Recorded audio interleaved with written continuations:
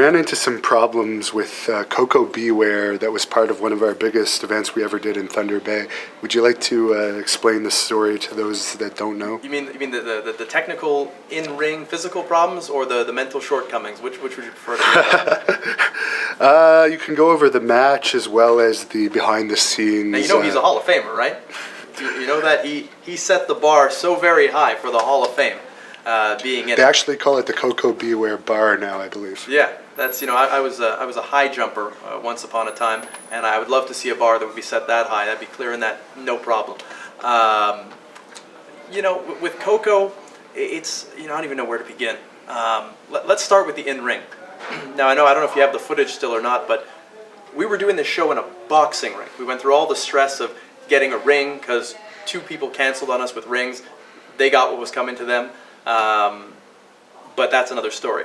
So we're in a boxing ring, so already it's an eyesore, and it's rough to be in.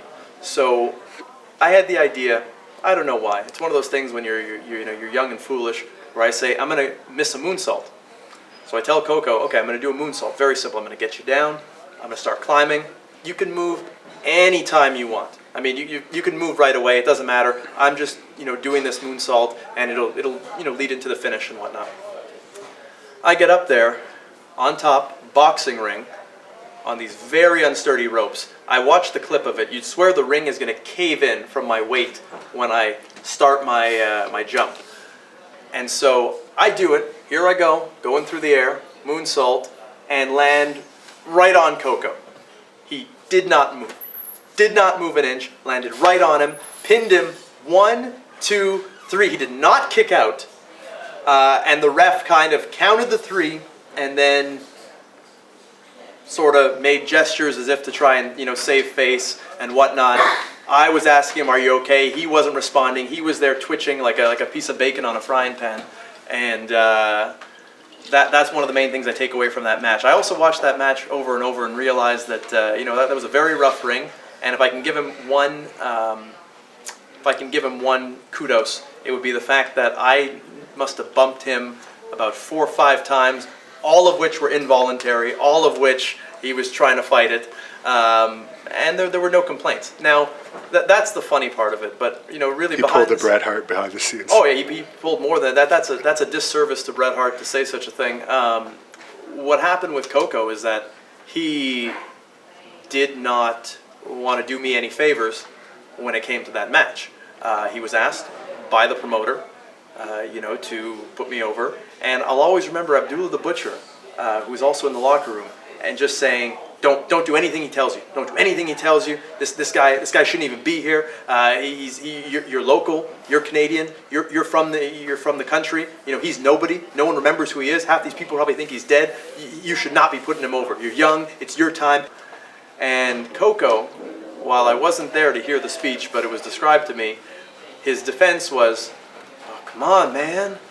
I'm a Hall of Famer. I'm a Hall of Famer. I can't be doing no favors for no kids. I'm a Hall of Famer, man. They gonna take me out of the Hall of Fame if I go around losing on the indies and whatnot." I swear, Koko came out at the start of that match. I'd cut this fantastic promo on him, and he comes out. He started talking. No one. I think I even say it on the mic. I'm like, no one understands what the hell you just said, and no one did. He didn't even have his bird with him. He had a stuffed animal of a bird. He really looked like a parody of himself. Actually, I think he had a bird hat. He had a bird hat, yeah. In every aspect, he looked like a parody of himself. And when it came down to it, we're going over the match, and I'm like, okay, I'm gonna be giving you some kicks, and he takes my hand, and he's like, whoa, calm down, brother.